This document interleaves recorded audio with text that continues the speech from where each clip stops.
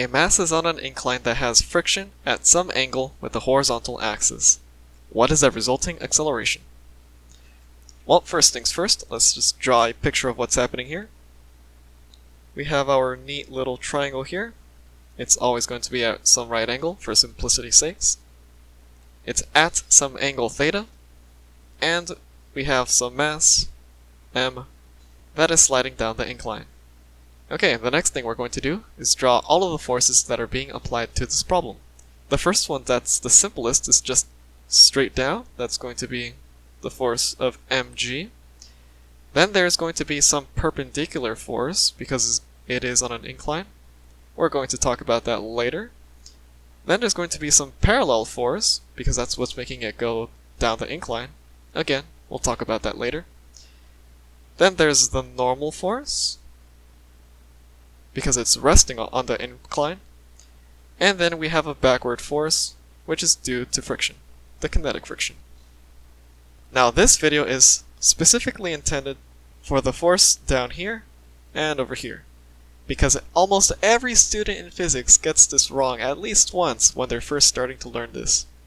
The correct answer is usually mg sine theta or mg cosine theta. The first method we're going to use in order to solve for this is just simply geometry, and the second version is to do this by simply guessing. It's not really completely guessing because you do need to put your brain power into figuring out what the solution is, but stick around for the video and we'll talk about it. First, let's try to use geometry. Okay, first things first, we're going to have some mass on this inclined plane. There's going to be a downward force, that is mg. Then there is some perpendicular force, because the mass is resting on the inclined plane. And then there's going to be that parallel force going down the slope. Okay, what do we have so far? Well, first let's label some of these things. That downward force is going to be mg, and this is always going to be the hypotenuse. And if you think about geometry for a little bit, the hypotenuse is always going to be the largest line on the triangle. And it is always going to be on the opposite side on the angle that is 90 degrees, because that's a right triangle. The second thing I want to point out is this over here is simply 90 degrees minus theta, because of course we do have that right angle right there. The next thing I want to point out is that we drew a perpendicular line downward because of the normal force. So that is another 90 degrees right there. And the final thing I want to point out is that this is 180 degrees. So therefore, this angle has to be theta, since that's how we get our 180 degrees.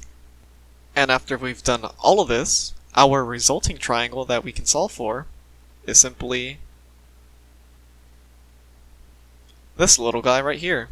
Hopefully you can just use SOHCAHTOA in order to find that the force causing the mass to go down the slope, down here, that is going to be mg sine theta. Because when we're using SOHCAHTOA, this is opposite, and the perpendicular force is mg cosine theta, which is also going to be the normal force. Okay, let's try another method where we simply just guess and check until we get the right solution. Well, let's try a method of guessing and checking. Let's draw our little diagram first. And first things first, let's just check out this force first. If theta were to be 90 degrees, that would essentially mean that we have a situation where this is our incline, and that's our handy-dandy theta. It's now at 90 degrees. We're basically having a mass in free fall, and we should expect that the force would just be simply mg.